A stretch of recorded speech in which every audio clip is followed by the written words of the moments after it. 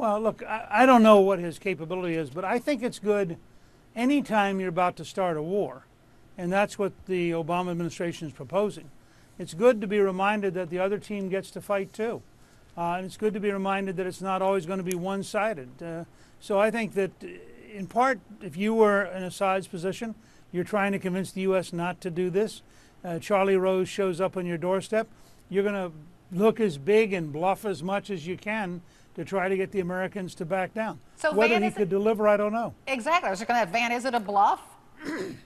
I don't know. This is just bizarre to me. It's like kinder, gentler dictator day. You got Dennis Rodman over there talking about how wonderful Kim is over in North Korea. Then you get Assad on TV. You expect this kind of mustache twisting villain. He looks like a very homely Muppet, very nice guy. And then he makes all these horrible threats, a master manipulator trying to scare the American people. This is why Obama wants to do something, because he doesn't want to embolden people like this to come on TV, come in our homes and try to intimidate the American people. I just think that what the president is proposing is likely to make things worse and not better. But I thought that was despicable. He's a master manipulator trying to scare the American people, and I hope the president calls him out on that. So, Newt, will the president call him on him? He's given like 6 interviews today, and tomorrow he addresses the American people. Yeah, I mean, candidly, I think it's probably a mistake to do the 6 interviews. The presidency should be above the norm. Tomorrow night's speech is what matters.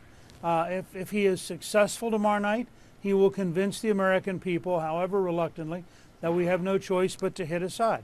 If he is not successful tomorrow night, his proposal is doomed and will go down to a very, very serious defeat in Congress. So I think tomorrow night's what matters. Well, I mean, how much can the president say unless he presents a plan to the American people, Van? Because that's what people want to hear. They want to hear a plan. They don't want to hear the same old stuff he's been saying. Well, I am sure they are working very, very hard to craft a narrative here. I think a lot of people, this thing was happening in August. People were still on summer vacation. They're still trying to get their heads wrapped around it. My view is that we've not gone to the United Nations. We haven't built a global coalition. We don't have a plan to win the war or the peace, and we shouldn't go to war. That's my position. But I think the president has a responsibility to get on and explain the world from his point of view. He's been half hawk and half dove. A half hawk, half dove bird can't fly in Washington, D.C. He's got to make a strong case for action, and then let's see where it lands. If he can't win the American people over by the end of this week, he should withdraw this resolution, and we should get around the table to figure out a more peaceful resolution to Syrian crisis. Some mixed messages are coming from Republicans, too. Senator John McCain said over the weekend if President Obama puts boots on the ground, then that would be cause for impeachment. Why bring that up when Senator McCain's been the biggest hawk on this issue for months? Well, it's an example of the muddle that we're in. Go ahead, Van.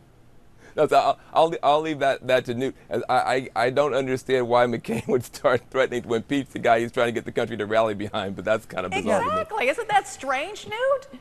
Yeah, no, it tells you how big the muddle is. I mean, you have McCain who says, I want more than just bombing, but I don't want a lot more. Then you have other people like Senator Leahy who says, I'd like the smallest amount of bombing possible.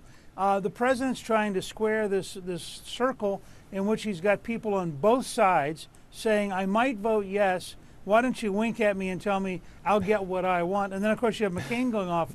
I mean, I was startled yesterday when all of a sudden you get, McCain, impeachment possible. And I'm thinking, wait a second, he's on the president's side. What is he talking about? Yes. Hey, there is one congressional leader I think needs to get a little bit of a pat on the back. Tulsi Gabbard, the young Iraq war veteran, the congresswoman from Hawaii, President Obama's home state. A lot of Democrats are waiting to see where does she come down. She's a combat veteran, 32 years old. She came out today. She said, no, the case has not been made. We should not go with these strikes. I'm hoping that people like her, these younger veterans, will come forward with a better plan to deal with the crisis than just throwing bombs over there. I thought it was very, very telling that even Tulsi Gabbard, one of the rising stars of the Democratic Party, a combat veteran, a Democrat, says no on the strikes. Big deal today. Something else interesting, the Congressional Black Caucus, right? Susan Rice, the National Security Advisor, is going to go over and talk to them. But we haven't really heard much from the Congressional Black Caucus, Newt. No, and I think they're very conflicted, as Van can tell you. On the one hand, they feel very close to the president. On the other hand, historically, they've been very much against war. So you know that they are in very deep difficulties trying to sort out what they ought to be doing. But Van has made a point that I think we need to take a deep breath and think about as a country. There are a lot of tools available in the United States. There are a lot of things we can do. This doesn't have to come down to a handful of bombs or nothing. It can come down to a totally new strategy, approaching this in a very different way.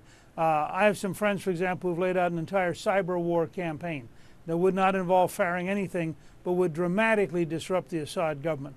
So there are a lot of different things we could be doing, and we shouldn't necessarily get trapped into bombs or nothing as our final choice.